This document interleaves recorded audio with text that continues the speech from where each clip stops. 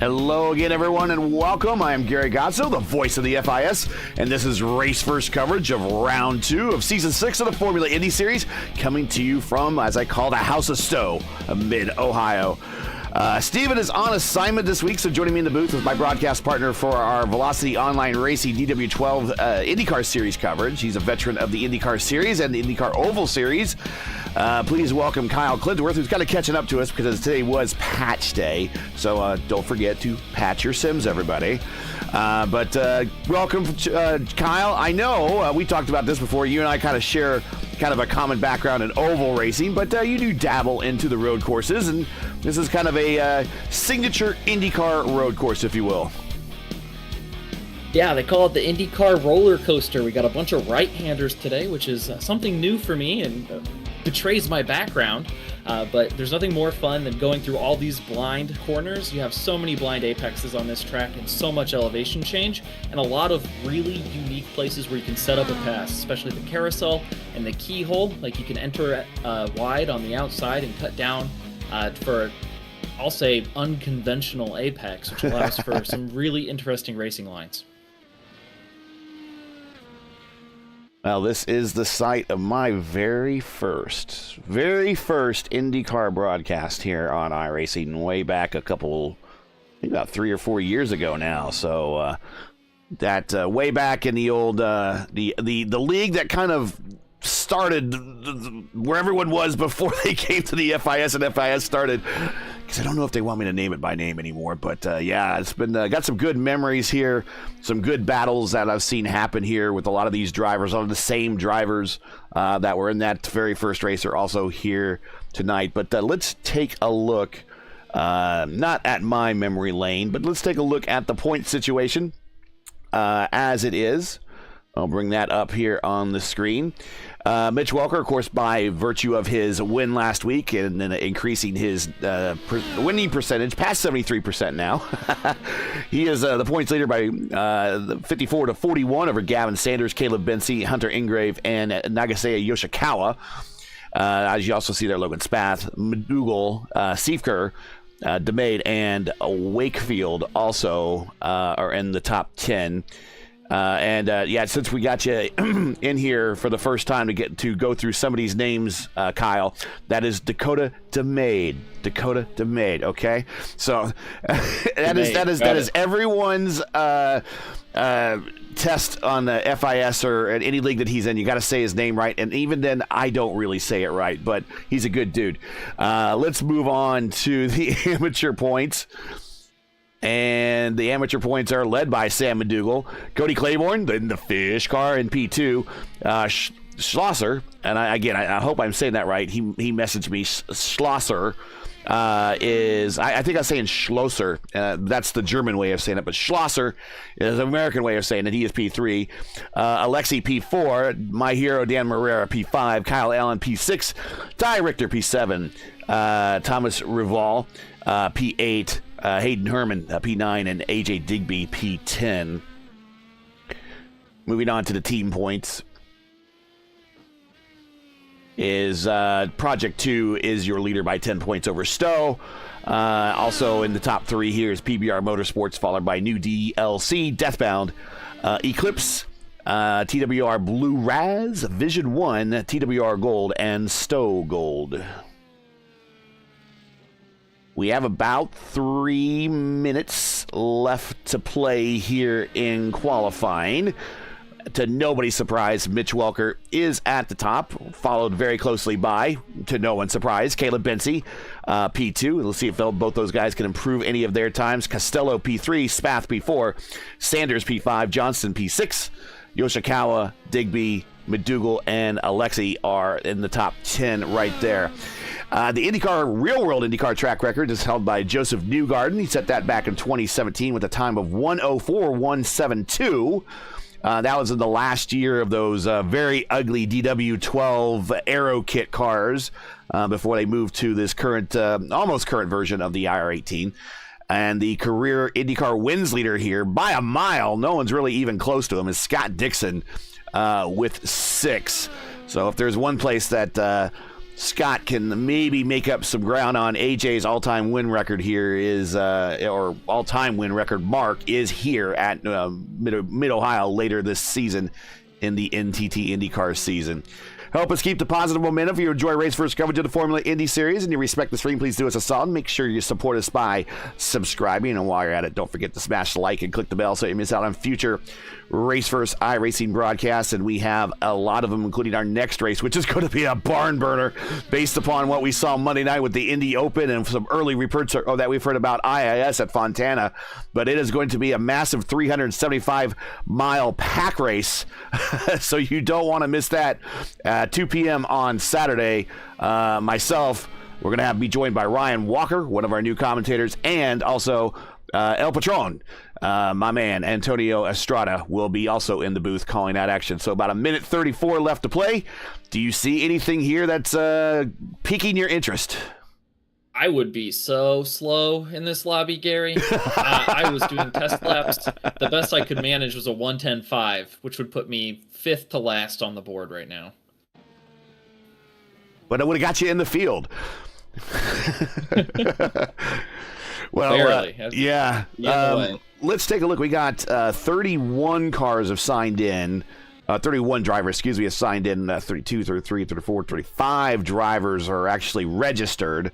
I'm not sure if everyone is going to be making an attempt tonight or not. Now, that we're going to have some people starting from pit road. We don't have that report very handy right now, but we will pay attention to that. In fact, maybe if I can find that, we could bring that up because that is going to impact where people start. So, Gary, for people like me who aren't fully involved with the series, is that an election or is that a penalty, or what causes drivers to start from pit road? That's going to be, well, two things. You do have a penalty from a previous race. You could get forced to start from pit road, or you could opt for it if you want to, because it's a standing start, and because I think we're going to be lining up partially into the 7 seconds, 6 seconds left to play. Like Mitch Welker looks like he's going to turn that provisional pole into a real pole here. Boom, there it is. Because the field's so large, they might be lining up into the carousel. And if I was starting today's race, I would not want to start in the carousel. I would want to start on pit road, if that matter. If I wasn't on the front straight, I definitely want to start on pit road. So we shall see how that works out. Now, we're going to see a lot of people doing practice standing starts right now, but let's take a look at today's starting lineup, and I got to get it in because we got a lot of folks. So here we go. Get these extra graphics off the screen. Here we go. Your pole sitter, as mentioned, is Mitch Welker with a 107.7, Caleb Vincey with a 108.2. So Mitch only driver in the 107.7, so it's kind of dubious already for the rest of the field. Michael Costello, a 108.3, Hunter Ingrave with a 108.4, Logan Spath also with a 108.4, Nate Seifert, or I should say Bert Seifert now, is 108.4. Moving on, Gavin Sanders in 7th, Matt Johnston in 8th, Nagaseo Yoshikawa in 9th, Digby in 10th, McDougall 11th, Alexi in 12th, Kevin Bonimi in 13th, my hero Dan Marrera 14th, great run by him. Indica Scarlett repping the RaceVerse on the side of her car, P15. Zach Flaum, the host and admin with the most, is P16. Byron Daly 17th. Kyle Allen is 18th. Mario Capicelli, I'm saying that right, 19th. Dakota DeMay, 20th. Joey Clements, 21st. Frankie Franchica, 22nd. Carmine Caruso, God, I love that name too. Got some great driver names in here. 23rd. Cody Claiborne in the Fish car in 24th. Nick Goyette, 25th. Andy Oak, 26th. Hayden Herman, 27th. Felipe Salvino in 28th. TJ Crampton, 29th. And Fabian Saavedra in 30th. Moving on, Dan Miglin, 31st. Titus Sherlock, 32nd. Tanner DeFabis, 33rd. Sebastian Gianni, 34th. And Thomas Rival, and I'm saying that right, is in 35th. And that is our 35-car field. Not as big as we were last week, but still very impressive lineup for the second week of the season.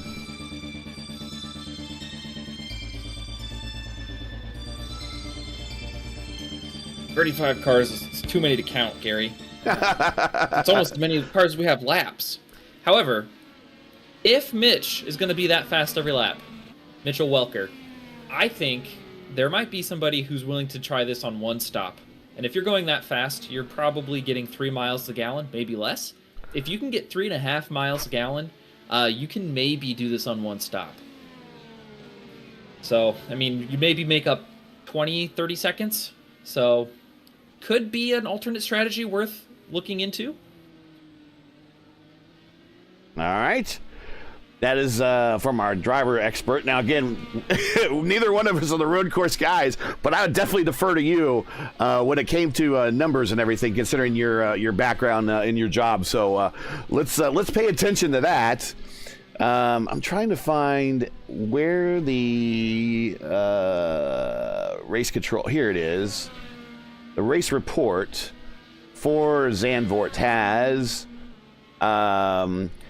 Gianni, Miglin, Saavedra, Daly, Sherlock, Raval, Spath, and DeFabis all starting from the pits. If they made the lineup, which I believe they all did, they will all be starting from the pits, which might not be a bad place to start, considering the carnage we've seen on a lot of these standing starts, opening laps we've seen here in the past.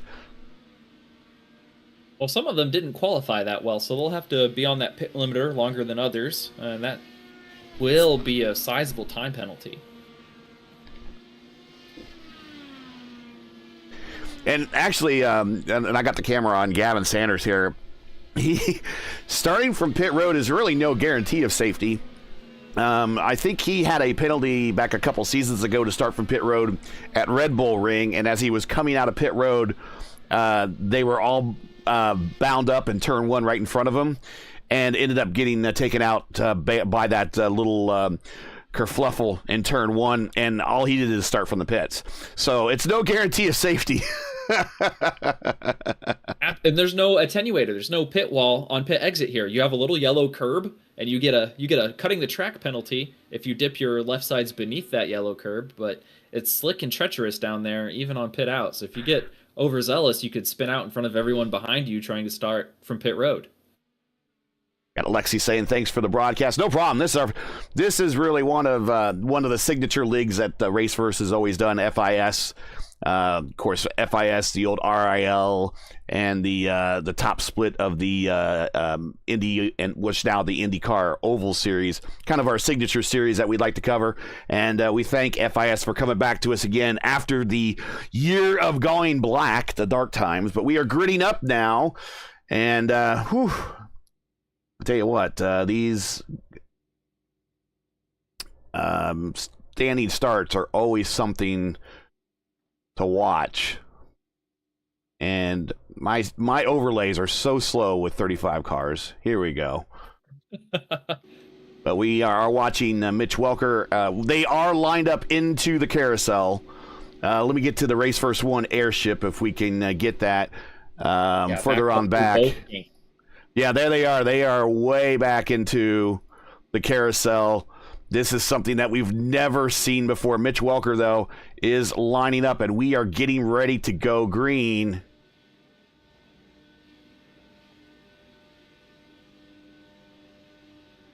And we are underway here at Mid-Ohio.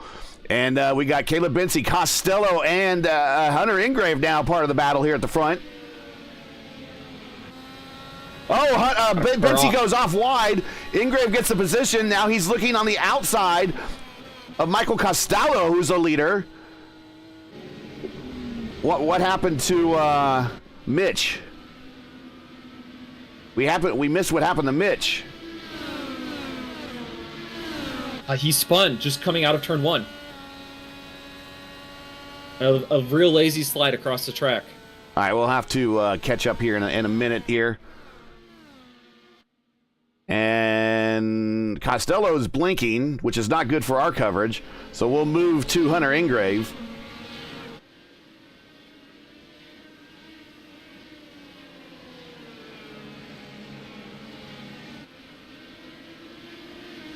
let's go back to Mitch Welker.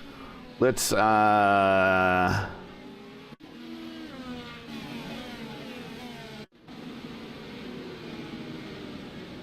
back a little bit further here. So he just kind of starts here.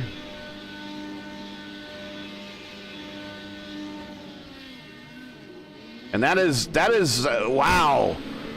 That shot up the middle from Costello, but not a good start for Hunter, for Mitch, and just things go worse. Luckily, no one hit him, but I'm sure when a lot of cars came around that corner, they did not expect to see Mitch Welker sideways, and now he's trying to get out of there. Oh, but absolutely do not count Mitch Welker out of this yet. Yeah, he's definitely doing this race on hard mode. He adjusted the difficulty, paused the game at the start there. It's like, you know what? It's been easy for me, 75% win rate. I want to make this a little more interesting for everybody. All right, let's get the ticker up for everybody to show. Costello is your leader, but because he's blinking a little bit, I don't want to put the camera on him because it sends the cameras and the overlay wild. I do want to thank our camera supplier, Track Cams for Gourmets at trackcam22.com. If you want your own cameras for iRacing, check them out at trackcam22.com. They are supplying cameras all season long for all of our races here at RaceVerse. A very familiar battle here at the front between Gavin Sanders and Caleb Bidsey. These two are kind of associate teammates, not official teammates, but they are working together here. And this is a battle for second as Costello continues to pull away. Nagasiya Yoshikawa with a great start, but he has Sam McDougall, who is all over the back of him, coming down the straight into what would be turn one for a regular IndyCar start. Coming into the China Beach area, up the hill. Car gets really light here. Down the hill, car still light. Now it bottoms out a little bit. And give the position to McDougall. He is the leading amateur driver at the moment. Also teammate, I believe, to Mitch Welker. AJ Digby is... Yep, I just mentioned we were both talking about AJ Digby there. He's up 4 spots to 6th. Daly up 10 spots to 7th.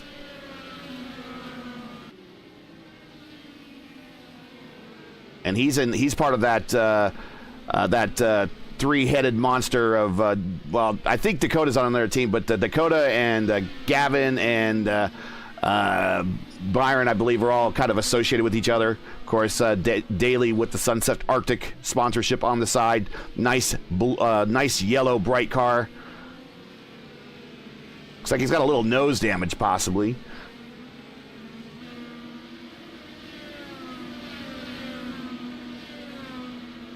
Mario Capicelli up 11 spots to 8. Good start by him on that Vision 1's team.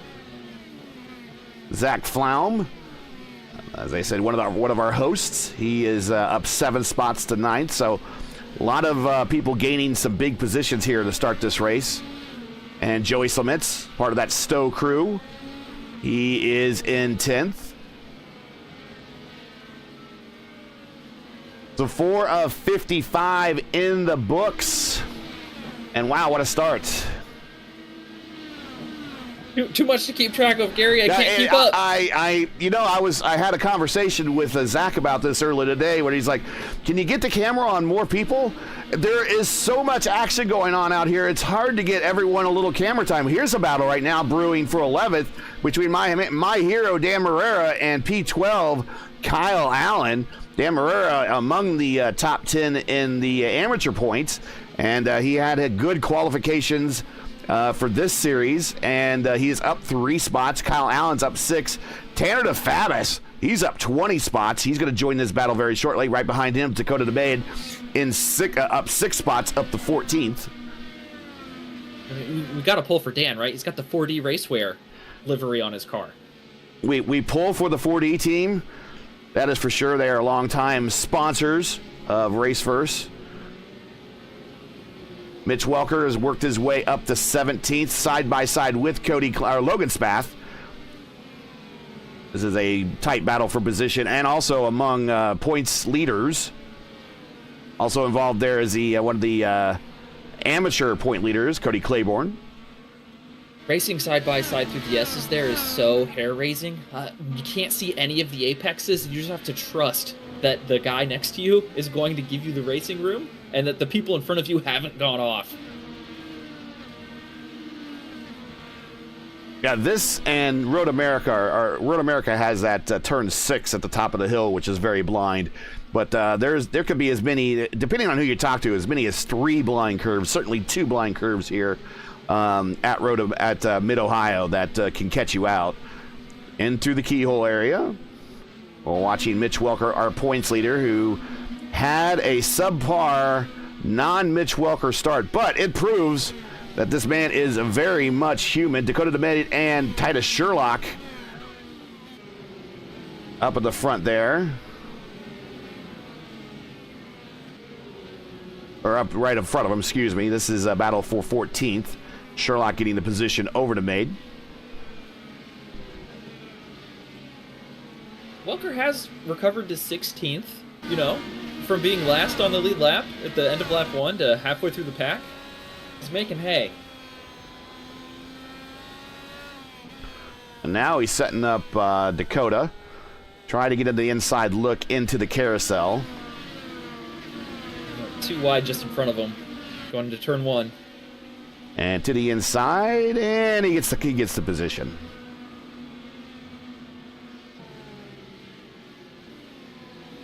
Our audio level. They have limited push to pass, Gary. Just 10 uses or fewer. No, they have the 10 for 20 seconds each push. And riding along with Mitch Welker right now, as he tries now to run down Kyle Allen. Meanwhile, back up at the front. Let's get the intervals up there so we can see some of the closer battles. Bincy has gotten around Sanders and has now moved up to P2, trying to chase down Michael Costello. Michael Costello throwing up some pretty good laps. His last 5-lap average, so 109.4. Fast lap of the race so far, and I think that's a lot of rage in his lap, is Walker at a 109.1. Oh, we got a car with... Not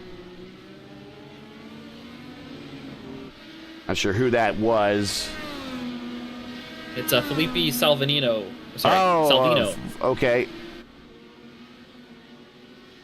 He's really slow.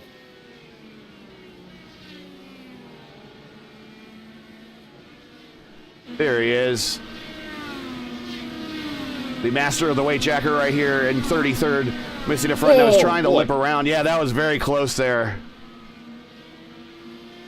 So we're going to move up front. Right now, we're showing a couple cars out. Carmine Caruso out. Alexi, unfortunately, is out. Andy Oak is out. Dan Miglin is out. And but we still show some people are making laps right now. Hayden Herman, they're showing in the pits. Fabian Saavedra is currently underway, 6 laps down. Hunter Ingrave had a good start, and unfortunately something happened to him when we were probably looking back on what happened to Mitch Welker. But he is now 4 laps off the pace, down on 29th. And Carmine Caruso is out. Frankie Francica now looks like he is currently in the pits for an extended stop. Sebastian Gianni in the pits for an extended stop. Indica Scarlett, it looks like she did what I thought a lot of people would do, started from the pits and has worked her way up, gave up a lot of track position, but has worked her way to 26th, down 11 spots from where she qualified, but has got a clean and, purple car at the moment.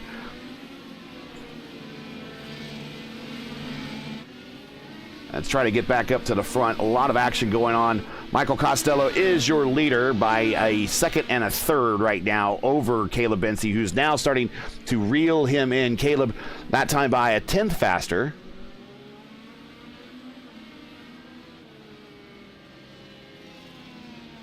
We will also pop out here the track map if you're not familiar with the configuration of Mid-Ohio, and also a new thing that we have, the weather conditions.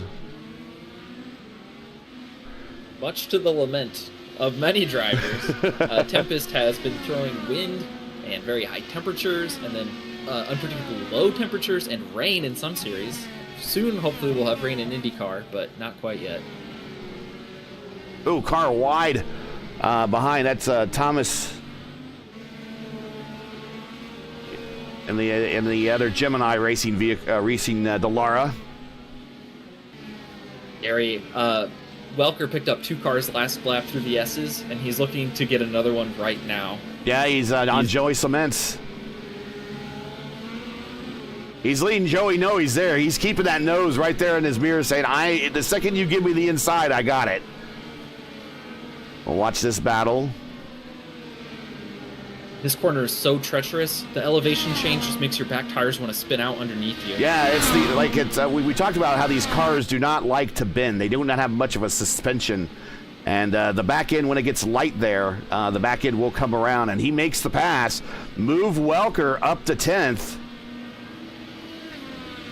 And move Sherlock up to 11th. A little bit of a rough lap there for Joey, losing 2 spots, but still has all of his wings on. Chance to recoup. So now Mitch Welker is going to look at Tanner DeFabis here, who started from pit road, and he is already up to 9th spot.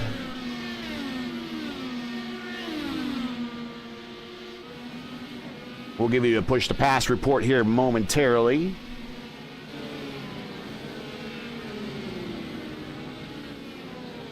Oh, got a car off in the S's. That is, I'm not sure who that was.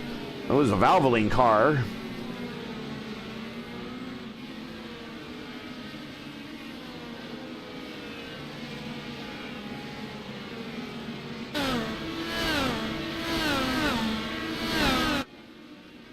Here's Bert Siefker. He has worked his way, unfortunately, not a good start for him. I think he got shuffled out a little bit, but a very cautious start for Bert here. He's down 14th, but in 20th. Former series champion. He's all by himself as well. Looks like he might have made a stop on pit road. He was in the box for 31 point, or on pit road for 31.7, in the box for 13.6. So he might have had a front wing replaced. And while you're there, you might as well top the tanks off and throw on a new set of tires. No tire limits here in the FIS. But you do have to use both compounds at least once. To the chagrin of everybody in the IIS race on an oval. I won my split because I got crashed on the penultimate lap. I did not get disqualified because I did not finish the race. So friend of the program, AJ Musselman, had the high IQ. Had the high IQ of I guess towing before taking the white flag, and because I guess he saw there was going to be an issue or something, and ended up winning the top split. Yeah, basically the strategy was to be the first car that did not finish the race. So if you were at 149 out of 150 laps completed, and you did not cross the start-finish line, and you got to the white flag lap first, you win the race.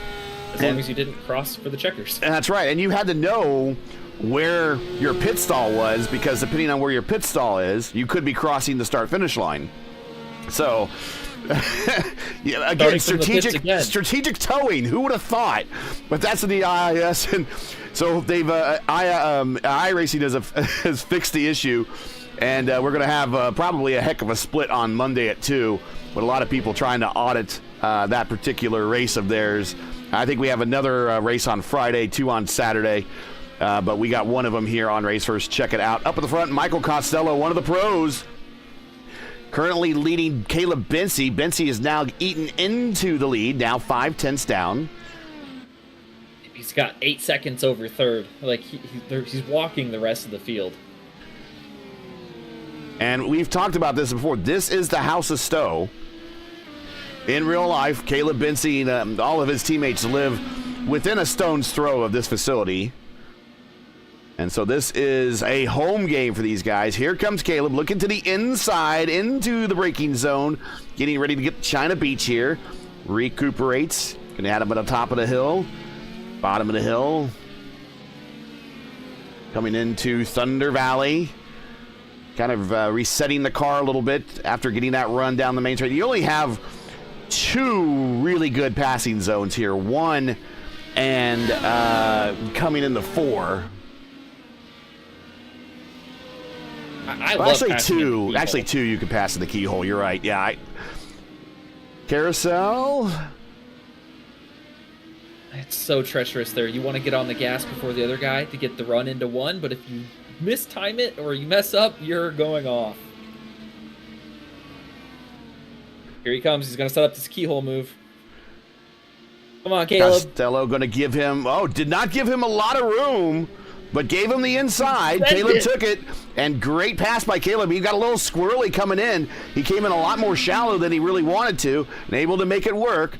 Costello now in his draft. He's going to go Caleb tries to break the draft. Costello throwing it to the inside.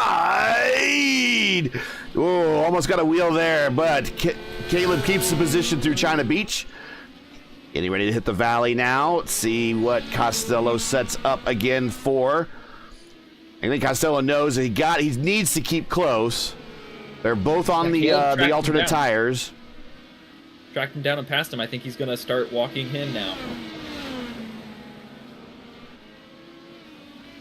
But, man, what I tell you about that keyhole, Gary? Yeah. That's where you make a pass, man. You just send it down in there and you make it stick. What a move by Caleb.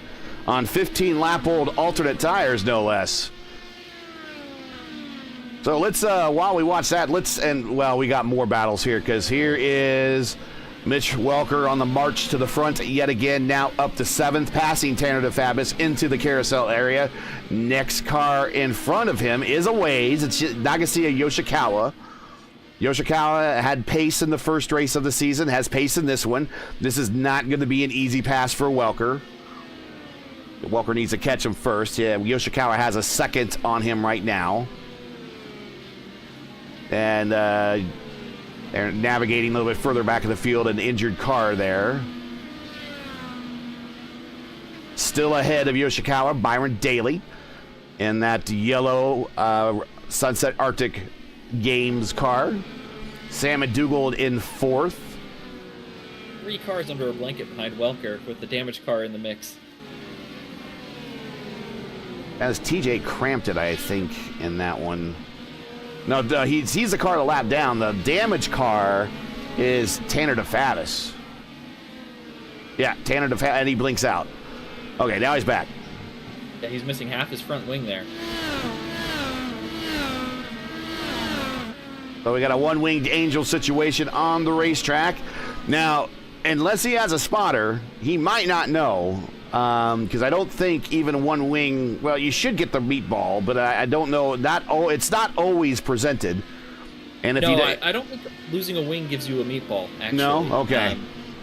Why, I don't know, but... Well, on the road courses, especially the street courses, you can probably get around at 90% pace with half a front wing. I think the rear wing will always give you a meatball when it falls off. Yeah. We saw last week what happens when you lose the rear wing. That was kind of the cause of that big incident on the first lap. But, yeah, if you don't know, I don't think the sim reports it to you unless you have a spotter that then is going to say you're missing part of your front wing. Let's go to the in-car. He might not be able to see it with the aero screen. He might be able to feel that his car is now a dump truck to turn. And it'll be worse in the right-handers, of which there are more. So, well, and he will. He might not want to stop because he knows he's probably getting close to his first stop, anyways. So might as well try to soldier it out. And here he comes. So sometimes people don't know they have a broken wing. Now, if you run in VR, you can actually sit up in your seat and look and see if you have a broken wing or not. That's a kind of an advantage people have in VR. That's not always the case. So here is Tanner coming down to his stall, going up on the jacks, going to get a new set of Firestone Firehawks, going to go to the primes. Down, new front wing being installed right now. Waiting, and new wing is there. So he is back at 100% with the full tank and a set of hard tires. He'll be the first driver, we think, on this two-stop strategy to have stopped. Yeah, he kind of had not much of a choice. Not much of a choice at all there. But right now, let's reset the top 10. Bincy is now your leader as he fought. Took him a while to run down Michael Costello with a great start Costello had there on the standing start. I think he kind of caught out Mitch Welker a little bit as well. But he led the opening laps. Caleb's led the last couple of laps. Gavin Sanders is now in third, pretty much all by himself. McDougal is in fourth. He's entering the top of the keyhole right there. Byron Daly is in fifth with Mitch Welker, who's already passed Yoshikawa, now setting sail for Byron Daly. So we will continue to monitor this as we go through the top 10. Yoshikawa now seventh. Sherlock eighth. There's a battle for position right there. Digby ninth. Digby all by himself. And Capicelli is in 28th in that one of the Vision 1 entries. And Mario Capicelli just screams auto racing name right there. We have got some race car driver names in this field. Oh, somebody off in Thunder Valley. One of the Gemini cars, that was Sebastian Gianni. And this is only our second race. We're starting to learn some of the... you don't have the benefit of the first race, but I'm starting to learn some of the liveries now, so that's always one of the hard parts, especially when you got 30-plus cars and you're trying to learn liveries.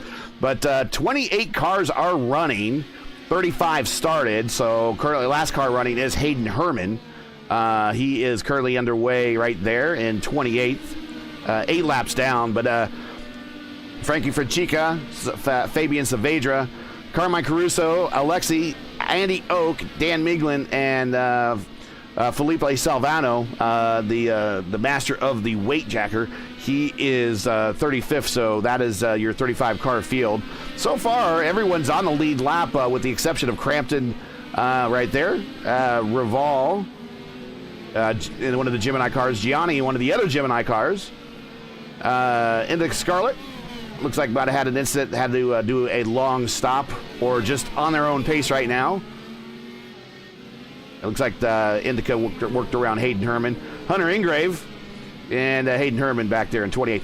So last car on the lead lap is Kevin Bonini, and he's right there. Had a bit of a rough race, but still on the lead lap. That's half the battle. Finishing these races on the lead lap is always half the battle. In order to finish first you must finish. Exactly. And on the lead lap. On the lead lap. All right, let's get back to the battle at hand. Welker is now around Daly. And I think it's we've known that we need to be on Welker watch, but now I think we're officially on Welker watch as he's worked his way up into the top 10. Now, you're Welker. You're driving his car. You did not have the greatest start. You're probably not too happy. You now have a very well-worn set of red tires, but you're still passing everybody with pace. How do you think this is going to be for him? Is it going to be a one-stopper or two because he's having to push now? Well, I think everyone who's pushing is going to do two stops. Again, you've got to get that 3.5 miles a gallon in order to do one stop, and if you can make it to lap 27, 28, that's when you'll be good to go to 55, right? We'll see. But the only thing that Welker has done this race that I could emulate was the turn 1 spin on lap 1. Everything else he has done, I could not even fathom being able to do. So he is an absolute monster. Oh, Alexi in chat's wanted me to say his last name, so... now, I didn't say it last time. It was actually Steven. Steven's the one that said it properly. So, I'm going to say Savalev, if that's right. Let me know if I got close.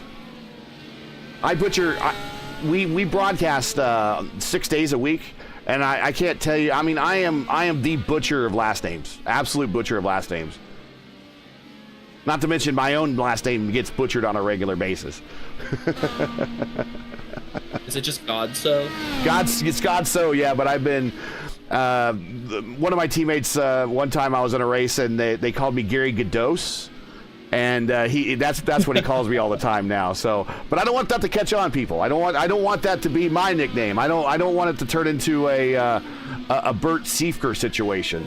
Speaking of Bert, there he is in 16th.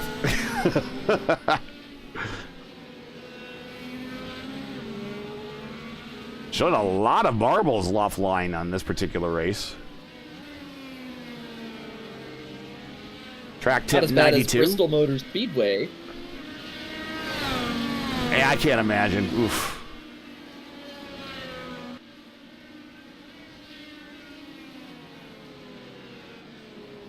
And back to Mitch Welker. Go right ahead. Oh, it's definitely old. Like, there are some, I like to call them grip strips around the track. You can kind of see that a few years ago when IndyCar was here, the drivers would gravitate to them, especially through the keyhole, but they're almost to the point now where it's evened out and you can pick more than one lane. You are the second person I've heard actually use the name or use the phrase grip strips. Alex Van de Sant there's a car on pit road going in for a stop. I'm not sure who that is. McDougall, okay. So there's the first of your leaders. Welker now is up to third. Byron Daly in as well. So stopping here, you will not make it on one stop. You cannot make it from here on one stop unless you are full save from here, and that's very, very slow. So Alex would use the term grip strip because he would say that typically on a lot of the NASCAR tracks up near the wall, he said there was a grip strip up there that you could, if you could hook the IR18s into it, you would go pretty fast. Now, be it far from me to ever question him. Ever question him, considering how good he is. He lived on those grip strips for a long, long time. I mean, I'm a high side feeder. I think you saw me on the SOF, the high strength of field on Tuesday night at Charlotte. I passed as many people as I could with my right sides on the wall. Kyle Larson would be proud. He actually taught me a thing or two. I raced with him on go-karts in Iowa before. And oh, did you? Okay. My butt. That's cool. Yeah. We did a charity event for Tony Stewart. We did it at Slideways just outside of Knoxville, Iowa. Oh, okay. And, won my heat race, but then did not win the main. Gavin Sanders is now your leader by virtue of staying out from pit stops. Mitch Welker still staying out. He is now third. Titus Sherlock, he did start from pit road. He has not stopped yet. Byron Daly. He's up 28 positions, Gary. Yes. 28! He has been flying, and I show him not stopping. Oh, wait a minute. He started from the pits on lap 1. So he's 24 laps on his current stint.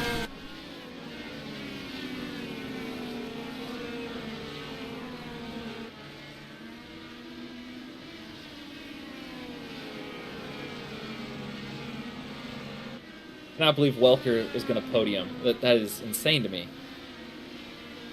Well, that's Mitch Welker. And he's in to stop. Here at lap 26, he's going to be, if he goes 26 again, he'll be one lap short. Yeah, he can. If there's anybody, and there's Daly is stopping as well. Sherlock is stopping. So Sanders is still out. So Sanders, I would say, definitely 100% is going for the one stopper.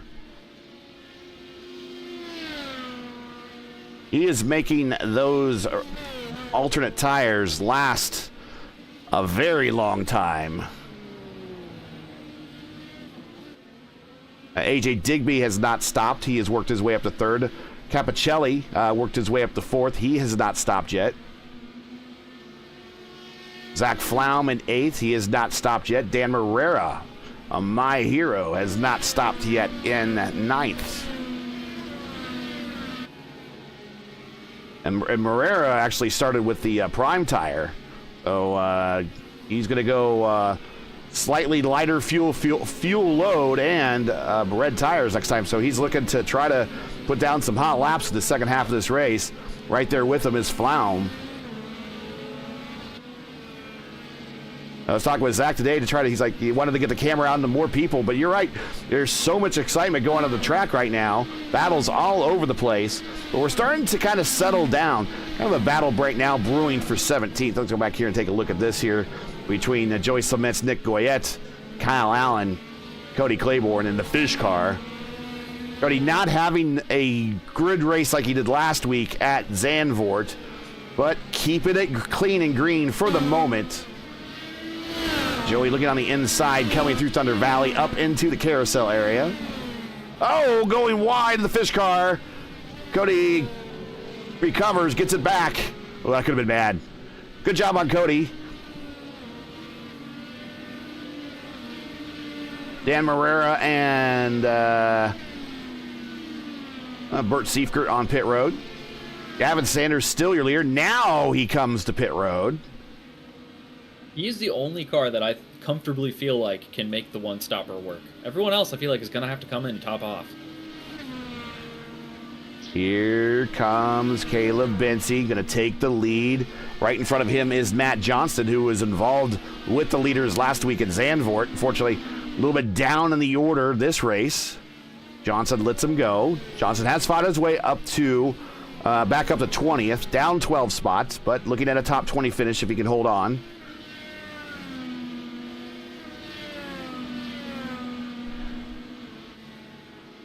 Let's see, Matt Wagner, go to bed, Gary. Too much broadcasting. Dude, I'll tell you what. My sleep, we are on, folks, since this league started, I think I counted between now and the middle of June, we had something like 87 races that we had scheduled on the RaceVerse schedule.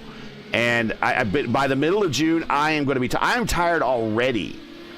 But you know what? I am glad that the business is so good, considering the broadcast ban has been lifted. Caleb did a little bit of off-roading there, maybe more than he wanted to, coming into the carousel area. I am so happy that we could bring you the FIS series. We could bring you the DW12 Dark Horse series and the VOR series. But before we weren't able to do that at all. So I'd rather have a glutton of work than no work at all at this point, considering what the last year was like. And I don't know about you, Kyle, but man, the last year when iRacing kind of lost the license and could only have IndyCar and name-ish only or image only, but really never officially say it IndyCar, it was really, really depressing. Yeah, I had the worst time of my life on the service. No one was joining splits. You'd have really weak fields. It was not fun time at all. However, Matt says the next time he gets interviewed, he's going to call you Godot's, and I'm going to call you Godot's to bed.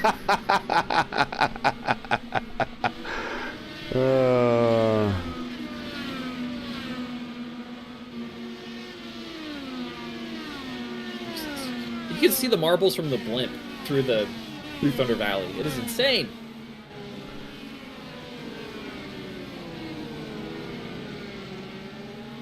Hayden Herman's also missing a front wing here. Let's see if he repairs that damage this time by. And he does. Yeah, he's had a bit of a rough race. He's one of the Stowe guys.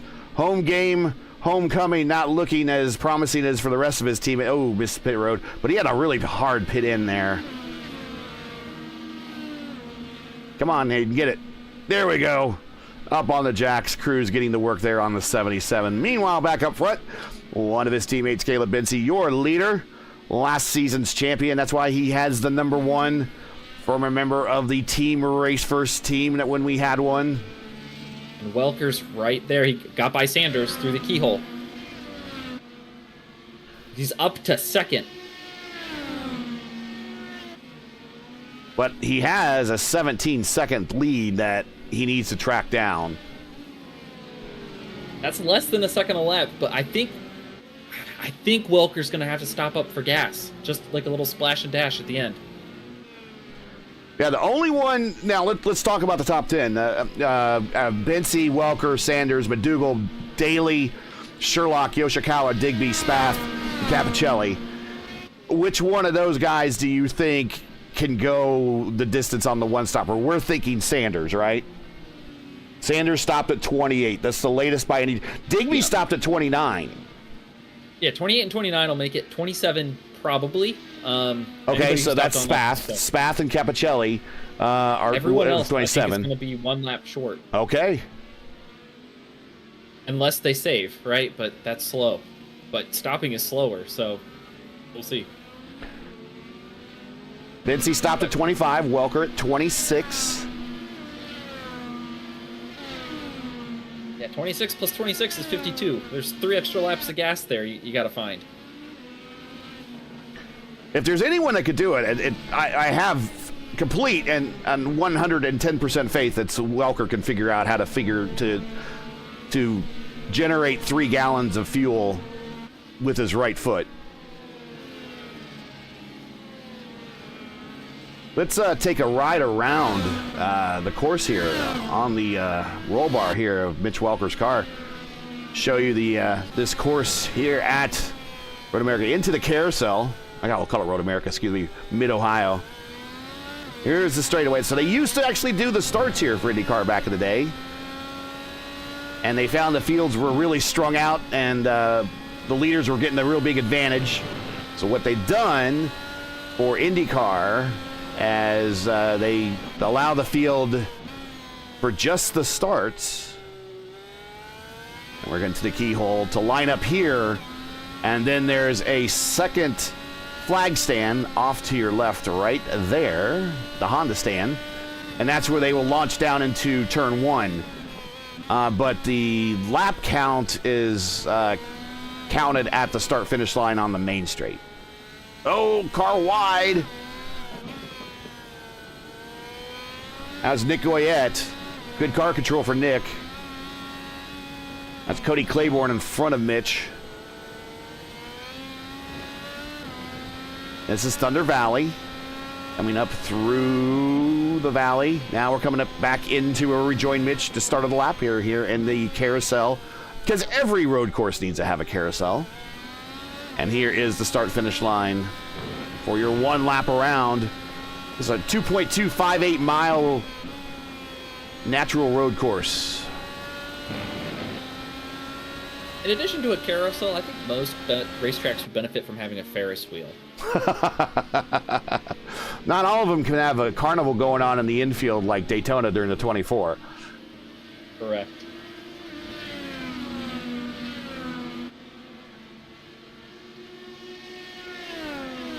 Welker still having that 17-second edge up to Bensi. Bensi's still maintaining it. Bensi, last time by, don't have their lap speeds, but Welker last time by was a 109.8. Their 5-lap averages 109.467 for Bensi, 109.497 for Welker. That's the last 5 laps. Yeah, at that pace, I think Bensi's going to keep the lead, especially because I think he's better on gas than Welker is. I want to give a shout out to Sam McDougall, the top amateur driver here. Great timing, man. I just put the camera on him, man. It looks like we got this stuff planned. Yeah, he is the top amateur driver. Up 5 spots, had a great start. Maintained his position here. Had a great qualifying run, maintained his position, added to it. And he is right there in a battle, and that's the reason why we put the camera on him. Oh! Coming out of corner 1, get a little squirrely. I might open the door for Yoshikawa to kind of gain some ground, but with Dougal trying to put the foot down in turn 1 to get a good launch down to that straightaway into the keyhole to try to run down P5, Byron Daly.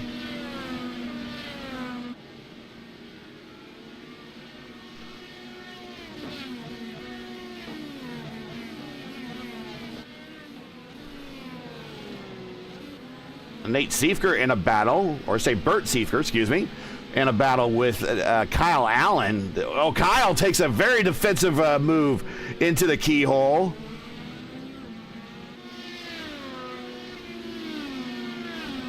I'm sure, I don't think Nate liked that one too much, I'm just going to guess. No, there's a little bit of radio chatter going on right now, so a little bit of chip. Yeah, chippy. That was, yeah, and he gets by there through the China Beach area. He kind of he went high, and then he decided, I'm going to defend to the inside and cut across the nose of Seifer there.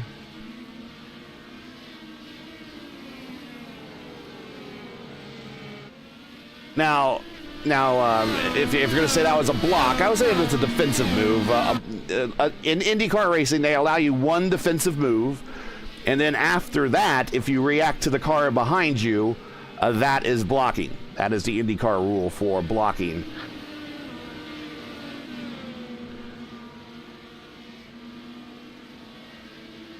Yoshikawa is stalking Sam McDougal.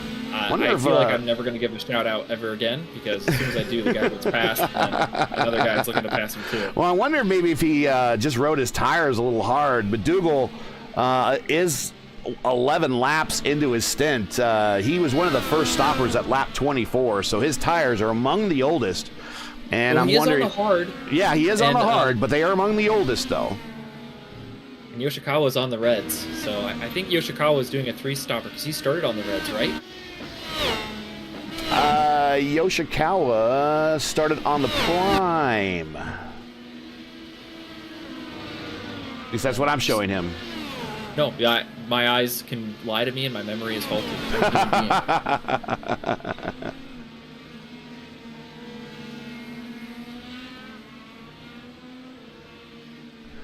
And Matt likes the Wagner likes the you said Welker's pitting. Let's get the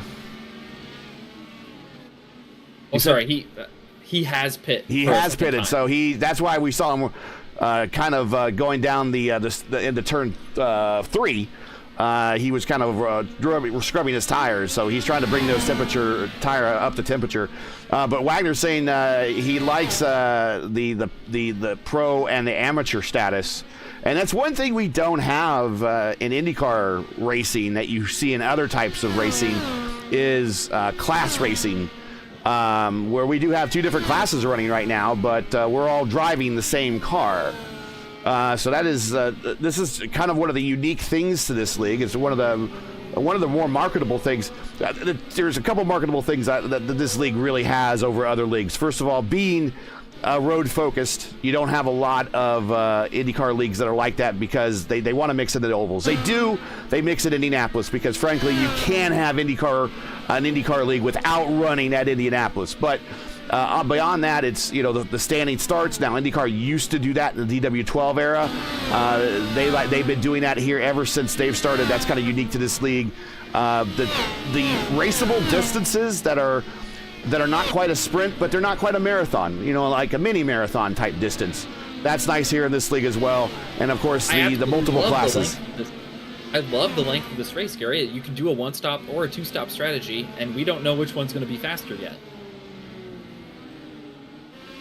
Now, Sanders, P2, moving up to P2 by virtue of Welker making that pit stop. 24 seconds behind Caleb Bency. So we have the track map up, and Caleb Bency's going through turn 4, while Gavin Sanders here is going through turn 2. I would imagine Gavin is still trying to save a little bit to make sure that he can do this on 1 stop. Yeah, and if you're a second a lap slower trying to save, right, Welker will catch you. So it's that great push-pull dynamic there. Here's Nick Goyette and just passing there. Just to circle back on the professional and amateur rating, it is segregated by iRating. Yes. So if your road rating is, what was it, 2,500 or 1,200? 2,000. I think it was 2,000 and higher, you're a pro. Yeah. And 2,000 or 199, 1999 and lower, you are a what they call the amateur status. But I mean, I know some of the names on the amateur level. I mean, they're good in their own right. Just because you have an A next to your name doesn't mean you're a slouch or at all. Well, I would have an A, and I would be slow. Now, for instance, we got Cody there with amateur status, Cody Claiborne, Dan Marrero with amateur status, but I do know them as an A.J. Digby with the amateur status. I know them from previous races that we've covered as very adequate road racers. So, Gavin Sanders. Now, Gavin Sanders did time in the GT4 of America series. That's the real series, where he drove a Mercedes there. Did real well in that series. So he's actually one of the real drivers here that's got paid for a living to race their race car. Real seat time. Yeah, real seat time. He won at on a Toronto street course during the Toronto IndyCar weekend. I know he's won at. I know he's been on the Indianapolis road course. I think he won there as well. A former teammate of mine. Learned a lot from him just by following him. Definitely, he's got the strategic mind going on right now. Plus, he's behind one of his corporate associate teammates, I guess. There, Cody Claiborne in the fish car. And I imagine maybe that they might be following each other for a little while, just again to make sure you have enough fuel to get to the end. Byron Daly is third. He is 3 seconds behind Sanders. Yoshikawa, another great showing. Side by side with Welker. Not giving Welker the position this time, but Welker's going to go to the inside down the straight coming into 3. Side by side, Yoshikawa not giving much of an inch. I think he's on push to pass. And move Welker up to 4th. So the push to pass situation, Caleb Binsey with 7, Gavin Sanders with 9. I don't suspect Gavin is going to use any of those if he wants to do this on one stop. He might might have some at the end. So much extra gas on push to pass, it's not funny. Yeah. Like you're aiming for that 3.5 mpg, you use push to pass and you get a 299 that lap. It's crazy. Yeah, I would imagine he's trying to save those to the end. Daly with 5, Welker with 7, Yoshikawa watching right now with 5. Here goes back to Logan Spath. Good run for him. And here's some cars on pit road coming off. That was Byron Daly on pit road. Mm-hmm. So that is his final stop. Yeah, he's good to go to the end. And he's got alternate tires on, so he is going for light tanks. Soft tires, and he's going sideways on an acceleration coming into the keyhole area. Straighten it out, keep it off the wall. And now rejoined very safely. He's stuck. These are just hemorrhaging positions. Oh my goodness, this is painful. Oh, I feel so bad for him. And now he's got to slowly bring this thing up to speed. And he's got other cars at speed around him. Indica Scarlet. I would have thought maybe that Indica might have let that battle go, since it's kind of a cooperative person that I think Byron is part of that group there. But maybe thought he had enough space. So Indica now. 11 positions. Yeah. I know Indica left him enough space. So not sure what happened there. Maybe she got up into on a slick pit road exit. Yeah, for him for sure. For Indica, I think maybe she got up into the marbles. I think that might have been what happened there for Indica.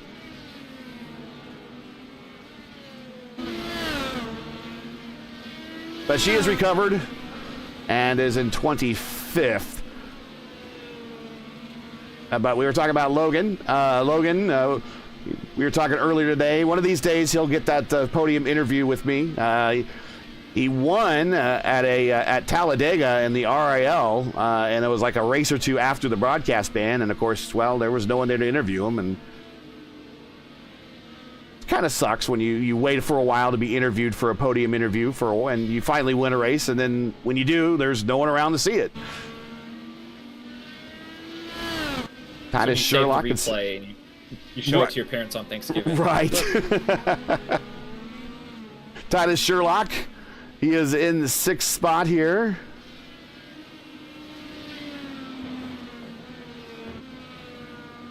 Still blows my mind. He's still up 26 spots from the start. That's incredible. He should be with Team Watson Racing, because there needs to be a Sherlock with a Watson. Mm-hmm. And if that was just a bad pun, then yeah, I'm sorry. Digby, Yoshikawa in pits, coming out of the pits now. Again, Yoshikawa, same situation. Cold tires, light tank. Hot track. Actually, it's 89 degrees track temperature. Not that bad. But Dougal on the outside, trying to get that position. He needs to strike while the iron is hot. At least his tires are hot. Because once Yoshikawa's come up to speed, he'll have the softer, fresher tires and be able to pull away. Yoshikawa does get the edge, cuts in front, and into the braking zone in 3. Yoshikawa handles that position. Ooh, McDougal gets a good right run there. side by side through China Beach. Coming into Thunder Valley. Battle's not over yet. This is a battle for 7th. Capicelli's involved here. Throw a blanket over 7th, 8th, and 9th.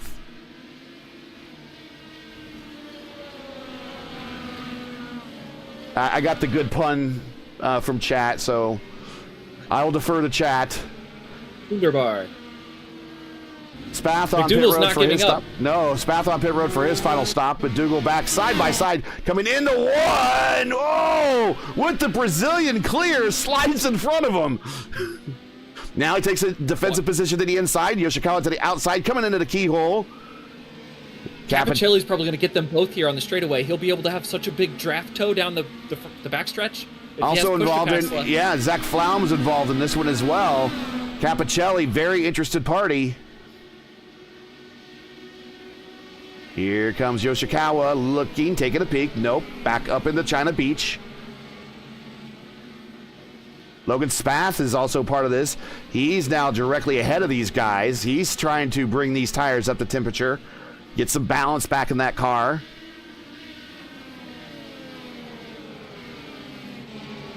Okay, so let's go back up front. Caleb Bency he's involved in this battle as well. He's part of these are all lap cars in front of Caleb. So he forgot to bring the camera back to him, but he's involved in this battle as well. So he doesn't want to see any of these guys hold him up because he now just would be hemorrhaging time to Sanders and Welker. So pit report situation, Caleb Bency now 21 laps into his current run. He went 25 on his first, so 4 laps we think for another 4 laps or so for Bency. 10 to go. We still think Gavin Sanders is where that battle is going to be for the overall lead eventually. I don't know. I think Bency might be able to make it, and I think Sanders is going to get caught by Welker. Okay. So, I want to address some things in the chat. Matt's talking about the DQs from the Indy Racing Series at Fontana. I won my split because I got crashed on the last lap. We touched on this a little earlier. No compound swap. You don't get DQ'd if you don't finish the race. Now, back in the older days of IndyCar, they did allow compound swap. Here comes Caleb Bency on the pit road. They did allow compound swap during the race. You could go from harder to softer tires if you wanted to. You could actually, if you can find it, or I think it's on abandonware, but if you go play IndyCar Racing 1 or 2, one of the things you could do is when you set up your pit stop in those games, you could say, hey, I want hard tires on now. I want soft tires on now. I want medium tires on now. So that was something you could do in IndyCar racing back in the mid-90s into the late 80s. Bency down pit road in the box, 8 seconds, and he's still the leader. And that might have sealed up the victory for him. Here comes Gavin. Gavin's still on the straightaway. He's got Dakota and Morera in front of him. Welker has Cody Claiborne going wide. And I think Cody was just trying to give room to... Now he's trying to get back on the road. Ugh. He was just trying to give room to Mitch, and then Mitch just went right on through. Titus Sherlock in 4th.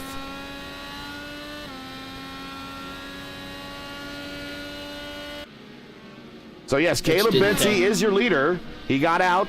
He's done with his stops. He has the hard tires on, which I would thought that he would gone to the softs, but apparently he likes how this car behaves with the harder tires on. And I tell you what, he's probably not the first driver to feel that way. Sometimes you just develop a touch with a set of tires, and you don't really want to change that. All preference. If you're in a rhythm, if you're running 110.1s or 195s on those hards, no chance you're going to put me on softs. And maybe I'll run a 108.7 one lap, but I might run a 111 the next lap, right? So Caleb Bency is your leader. Sanders is P2 by 7.7 seconds. Welker, 8 laps to go. Can he catch Gavin? We'll watch this battle as it unfolds. Welker 5 seconds behind. This is really the closest battle right now on one of the closest battles. Logan Spath is in a real close battle right now. We'll go to him. He's in a battle with Yoshikawa coming into the keyhole. It's about a second and a half or a second and a quarter.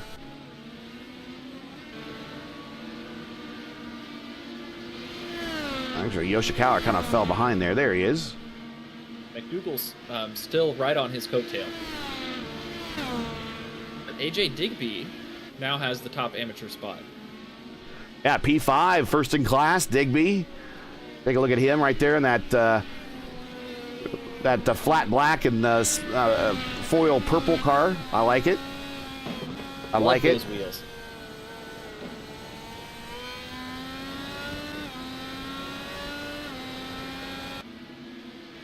White cars, yellow cars, and purple cars, I think, are often underused. A lot of people like to go to the black car. That's fine, but I think purple, white, and yellow are underused colors in IndyCar racing, and they just look good on these cars. But he is a leader not a leader, but leading Logan Spath right there. This is a battle for position right behind him. Spath there in the Stowe Motorsports car.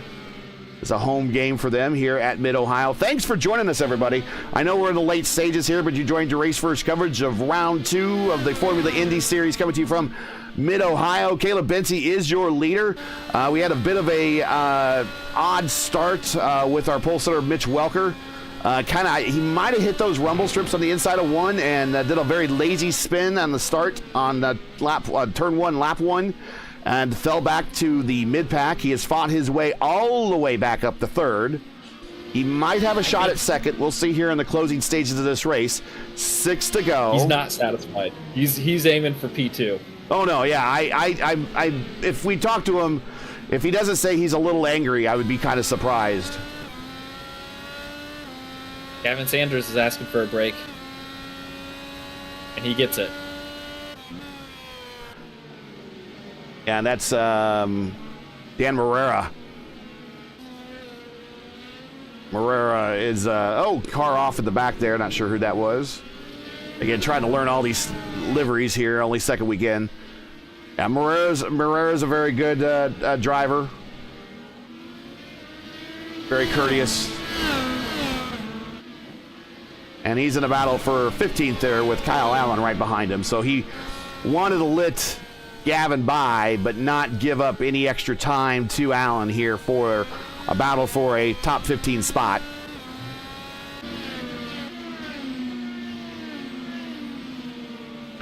Tanner DeFabis. Sanders and Welker are on the same straightaway.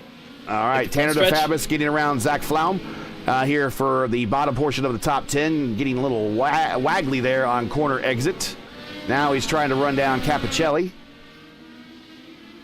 Let's take a look at Gavin Sanders and Welker.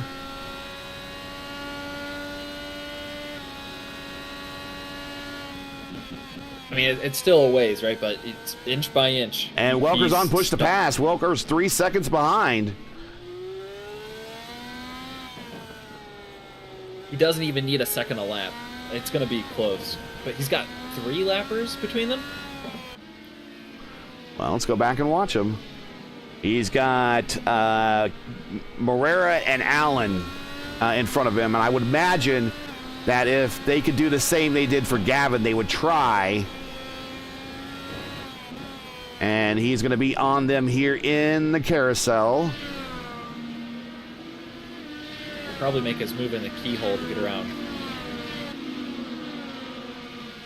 Kyle Allen. Daly, going back to Daly here. And there's a battle for 11th and 12th. He is right on the back end of Zach. This is another battle. 9th, 10th, 11th, 12th, 13th. 4 cars. Yeah, 4 cars. Bert Seifer just out of that battle in 13th, but 4 cars under a blanket right there. And Hunter Ingrave, who we know has pace. Here's Welker getting around Kyle Allen. Now he can set sail on Morera. Morera joining us from Costa Rica tonight. One of the few drivers that I know of on the service from Central America.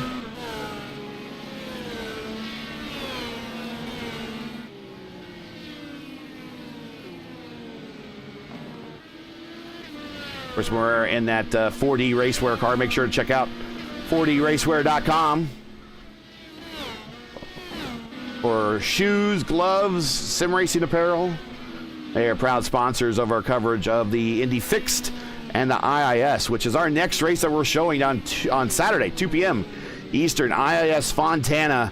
And if you want a preview of what that race is going to be a lot like, go back to the IndyCar Series race 2015 at Auto Club.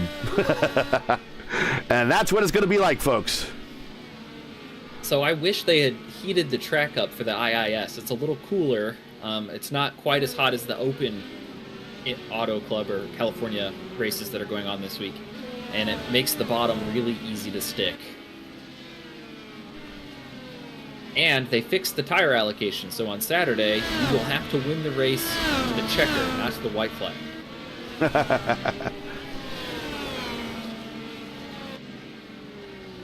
It's Capalucci? Capalucci? Okay, Capalucci, okay. I don't know. Nothing wrong with being a Capalucci. nerd, I tell you, man, we butcher the names like it's... Like if all these names were steaks, I'm a master steak butcher. I'll tell you right now. So, but you want to see a master driving?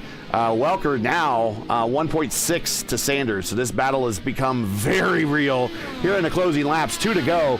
Bency, and they're both on push to pass.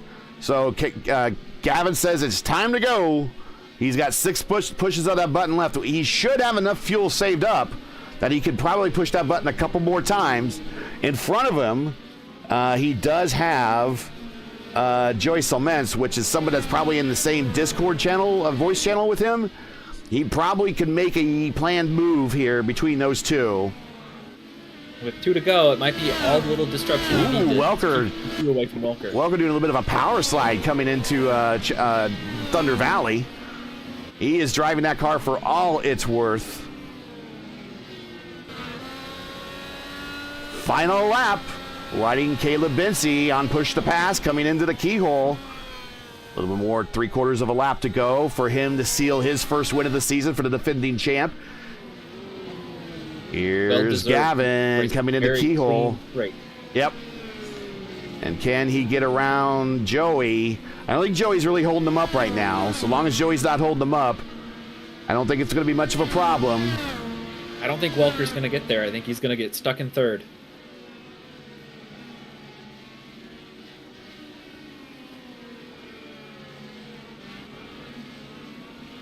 He inches so close, though, every corner. Closer and closer. He dives in so much deeper in these corners, so a lot of these drivers do. That's where he makes up so much time. He was the fastest driver, the only driver in his bracket for qualifications. And it looked ominous. And then as soon as that start happened, the start just wasn't a great start for him. But here's Caleb Bency, the winner for the defending champion at his home track. Road game or home game secured, or win for him. Here comes Caleb, or here comes Gavin. Gavin getting P2 along with Mitch Welker with a heck of a drive up to third. And let's take a look at Titus Sherlock. Now, Titus is going to come home and fourth, up 28 spots, folks. And anyone else is going to have drive of the day. But, man, when you compare to what Mitch Welker just did, I got to say that's probably co-driver of the day. There are a lot of great stories here. Sanders doing the one-stop strategy to steal P2. Sherlock coming up through the field. Welker doing the same. What a great race we had here at Mid-Ohio.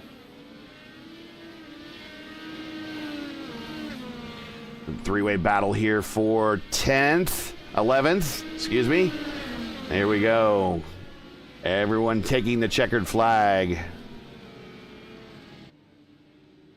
And Caleb taking the victory lap here at his home course with one of his teammates. A photo moment. Let's take a look at today's final standings here from Mid-Ohio.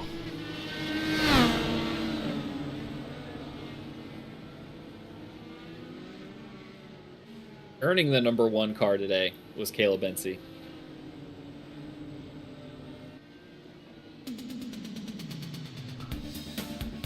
Have you been to Amigos Taquiera?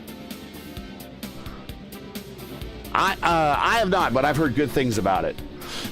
Caleb Bensi, your winner. Gavin Sanders, P2. Mitch Welker with a heck of a drive to 3rd.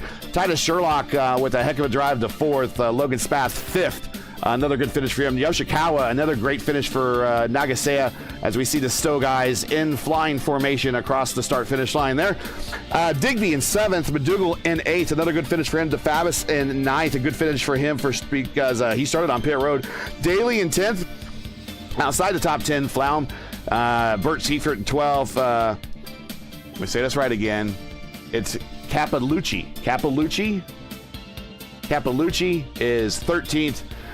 Cement's 14th. Dan Marrera, a good finish for him in the top 15 there in 15th. Moving on, Kyle Allen 16th, the Maid 17th, Johnson 18th, Goyette 19th, Bonimi is in 20th. Your top 25, Claiborne, Gianni, Ruval, Crampton, and Scarlett. Your top 30 is Ingrave, Herman, Costello, Franchica, and Caruso. And rounding out the remainder of the 35-car field is Saavedra, Savalev. Hope I get to say that right there for you, Alexi. Dan Biglin, Oak, and Salvino.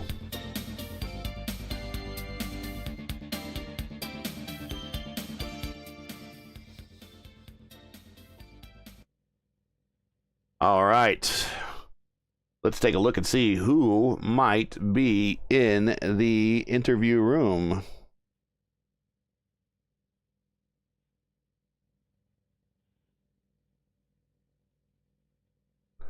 Mitch Welker is already there.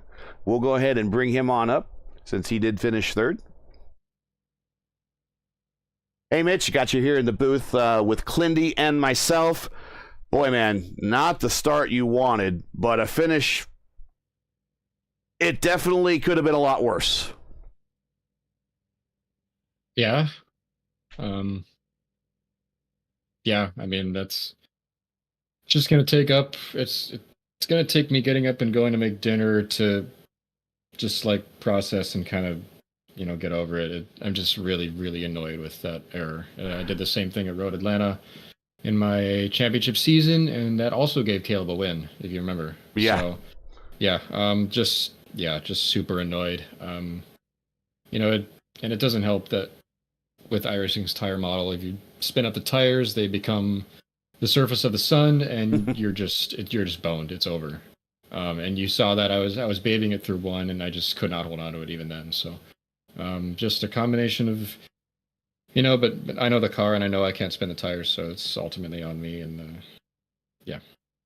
Yeah, I figured you were probably not very happy with that start, and we're driving, seeing a little bit of red, but still a good point state nevertheless, getting the bottom step of the podium. I mean, maybe when you get a chance to walk away, cool down, and process this, it's not as bad as it really could have been.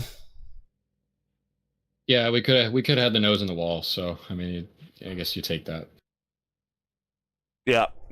Well, I figured again. We were talking in the broadcast. I figured that you probably were not happy, and I know that your driving style is that you have a high level you strive for, and I figured that you would be seeing a little bit of red that race, but we did watch your progress through the field. You raced everyone extraordinarily well to make up those positions, had some good strategy. Frankly, if it wasn't for the one stopper that Gavin did, you probably would be second, but Gavin opted for the one stopper. You did a two stopper, and that ultimately, with the mistaken one, kind of was the difference, but still good points day. And you're still in the hunt of the points battle. So going into the next week at Long Beach, I know it's one of your other racetracks as well. I would suspect that you're looking for a better performance there all around. Yeah, no, yeah. Street circuits are my place, so I plan to stomp as hard as I can. Shout out to anyone you want to say hi to before we let you go. Yeah, of course, Mike was on the box again. Did a great job working out the strategy with me. I think we executed the one that was gonna get us the highest up. We weren't sure what to do with the prime and alternate tires. It was a little bit touch and go between them, but I think we made probably the best calls we could have, and he's always been a good help with that. So yeah.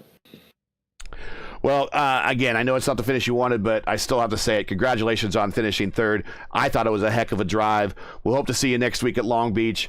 But in the meantime, go ahead, unplug, process, decompress. You earned it. Congratulations, and we'll see you in a week. See you then. Not happy, Kent Clindy. Not happy at all. I wouldn't be either. I mean, you've got to hold yourself to the standard you expect. I've got a challenge out this year. If I don't finish in the podium of the Indy Fixed Series, I'm going to give $5 of iRacing credit to everyone who finishes above me, right? So that's going to hurt my pocket to hold me accountable. You got to beat yourself up to get tougher, right? Right. So. All right, let's bring in Gavin next and bring him on up. Hey, Gavin, got you in here, me and Clindy. One stopper, huh? Something like that, right, Gary?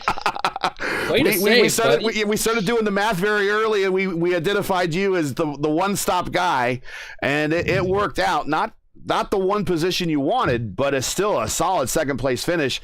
And frankly, if it wasn't for that one stop with the way that Mitch was driving through the field seeing red, he probably would have got you. So one stop was definitely the best call of the day. Yeah, I think that over the course of a run, I was honestly debating abandoning it after lap one because I had minor contact from the rear. So I had a pretty significant load of repairs to do at the first stop, but I obviously didn't take them. Again, seeing Caleb's pace, it's probably the right strategy. But just kind of stuck it out. I didn't really trust the tires or the balance of the car at all, so it's probably better to just take it easy and make everything last. And man, if there was no tire rule and I could run back-to-back alt stints, I think it would have been a little bit more interesting. But shoulda, woulda, coulda, right? Shoulda, woulda, coulda. Yeah, those primaries were garbage, flaming hot garbage. So that's okay. Clindy, you got any questions for him? Well, yeah. So, at what point were you nervous at all with Mitch behind you, or did you know you had him beat? Oh, I was terrified. Yeah, no. Oh no. He was consistently, when he didn't catch traffic, at least half a second to 0.8 a lap faster than I was, and I was just trying to work out the gap in my head and how much I had and how much I could use to kind of make it all work. And luckily, there was just enough traffic, and I think I crossed the line with 0.09 gallons. Wow. I blipped like going into turn one. So yeah, he put it on me pretty good. But yeah, to answer the question, absolutely petrified. I thought I was definitely gonna fall to third there. Did you at all? I know when I used to drive with you as a teammate, there's certain drivers that when they get behind you, you just in your mind you hear dun dun dun. Is he one of the drivers you kind of hear that theme from Jaws as he comes up from behind you? I don't think I've even gotten used to it because he's so rarely behind me. Put that one in a notebook. Save it for later. Yeah, we'll use it again. I'll eventually hear the Jaws theme, I guess. But yeah. Well, Long Beach is next. We know you're good there. Do you think that you got a repeat performance or better? I mean, hopefully no fuel save that time, but I would say as long as we're able to just keep steady podiums, if Benzie Sanders Welker turns into the Hambot Ver or whatever that F1 meme is, Right. Of constant podiums, I would say that as long as we're able to talk to you guys after the race, we're doing everything right. All right. Well, you know how it goes. Shout outs. Anybody you want to say hi to? Sponsors, you name it. Go right ahead. Big thank you to obviously the Formula Indy Series, Zach, Caleb, Logan, all the people on board, everybody putting this whole deal together. Track Sport Performance is on my car. Hi, Vic. Big thank you to Stowe Motorsports, Melamo Esports, all the Sunset Arctic Games, and then guys, I'm gonna continue to say it every single week, and this seems to be a reoccurring theme, so you might as well just go do it now. Buy Echo Blade on Steam. All right, thank you. Dakota just needs to get better on the road courses so he can do it himself. Right, but I'm basically Dakota and Dakota on a road course. You're Dakota's avatar. Okay, I got you. Yeah. Well, congratulations, and we'll hope to see more of you next week when we go to Long Beach. Enjoy. Sounds good. Thanks, right. guys. Yeah, that's a heck of a law firm if you think about it. Benzie, Gavin, and Benzie, Sanders, and Welker. But yeah, I could easily see. I could actually see that being kind of a repeat performance. We'll see. But let's get our champion here. I know he's happy. Home turf defended, my friend. Win at Mid-Ohio. Congratulations. Today really just seemed it was your day, but despite the start there for Welker, I really don't think he had the pace to catch you, even though he was driving with a little red in his eyes. Oh man, yeah, that's one of the best feeling wins I've had in a very, very long time. So yeah, I mean that start was very, very frustrating too. I definitely had red mist in my eyes, but yeah, got a good start for once in the series, and had P1 going to turn one, and then just got absolutely door slammed off into the grass and lost about 8 spots or so. And yeah, that was probably one of the more angrier stints I've had. I chucked it up 3 wide into turn 4. Like I was getting back to him no matter what. And, yeah, thankfully did get back to him and sent it on pretty hard into turn 2. And yeah, thankfully from there we were pretty surprised. The Reds had really, really good pace and like long lasting pace, which we weren't really expecting. As long as you kept the rear tire temps like in a good window and don't burn them up, they lasted really, really well. So just getting that rhythm, and after making that pass, just trying to settle in and pull a gap, which was able to do, and yeah, try to maximize the red stints, and then figured it would be best to just try to do a short little stint on blacks at the end after hopefully pulling out a gap, and yeah, thankfully it worked out just as we'd hoped. Was there any thought of you doing a one-stop as well with Gavin, or you just decided that your best bet was to just go on pace and do the 2-stopper? Yeah, it's definitely was just go on pace. If it's ever like between the two, I typically just go for pace, and thankfully actually had really good pace today to compete. But as soon as I saw Gavin doing that, I'm like, oh no, like he's gonna do what he did last week. He's gonna jump it, like it's gonna be the same story. But yeah, thankfully the pace this week was a lot better, and traffic was tough, but I tried to be pretty aggressive and force my way through at times, because I just, you never know if you're going to need some of those seconds back. And yeah, I mean, thankfully it all worked out in the end. Well, as one of the, I guess, going back to the original FIS and now this current iteration of the FIS, as you're kind of one of the leaders among the community here, having 35 cars, I mean, having too much traffic in a league race, I guess, is a good thing, showing that the number of people that are wanting to participate in your league. Yep, absolutely. Yeah, I mean, that's a good problem to have, I guess. Yeah. Like in the moment, you're like, come on, like get out of the way, like whatever. You're kind of upset, but yeah, and in retrospect, that's definitely an awesome problem to have. But yeah, 35 cars at a track like Mid-Ohio too. I mean, that's tight. It's not a very wide track. It's not a very long track. So. No, if it's like a lot like short track racing, but on a road course. Yeah, yeah, and the way this setup was, I mean, don't know how much it comes across to you guys or anyone watching, but I heard it was a handful.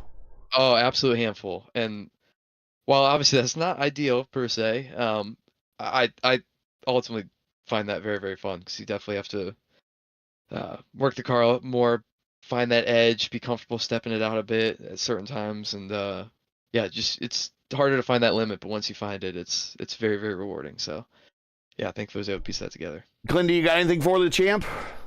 I was just going to ask about the tire compounds. I know that you touched a little bit on the reds, but were you nervous at all having to finish on the blacks, thinking maybe you'd lose some pace? Or Yeah, definitely.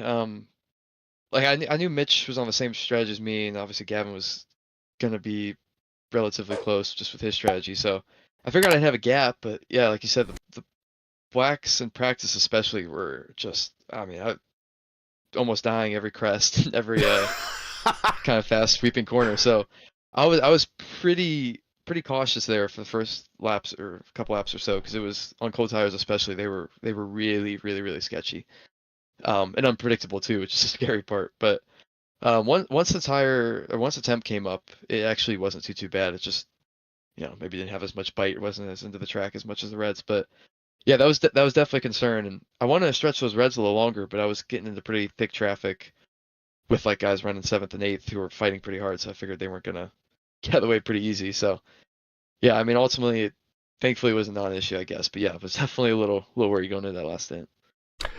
Before we let you do the shout-outs, I do want to do one shout-out. I want to say hi to the family at home, because I know you guys are watching, so I hope that all you guys part there of the Caleb Bency fan club there are happy with the win. But go right ahead for your shout-outs. Always good to have the fam watching, though. Yep, absolutely. Yeah, first of all, thanks to you guys, both of you, and as always, family's always excited to watch you guys, and always put on a great broadcast, so thank you.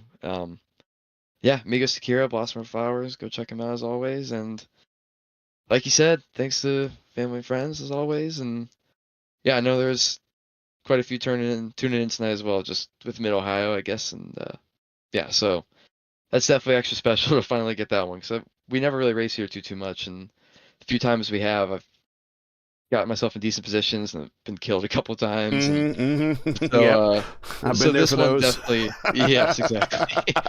So it outside of Indy, this definitely means the most of tracks to win. So yeah, that one was pretty special. So pretty happy about that. A home game, man. Everyone likes a home game win. So congratulations. Yep. We will see you next week at Long Beach, and as we get this championship now under full swing.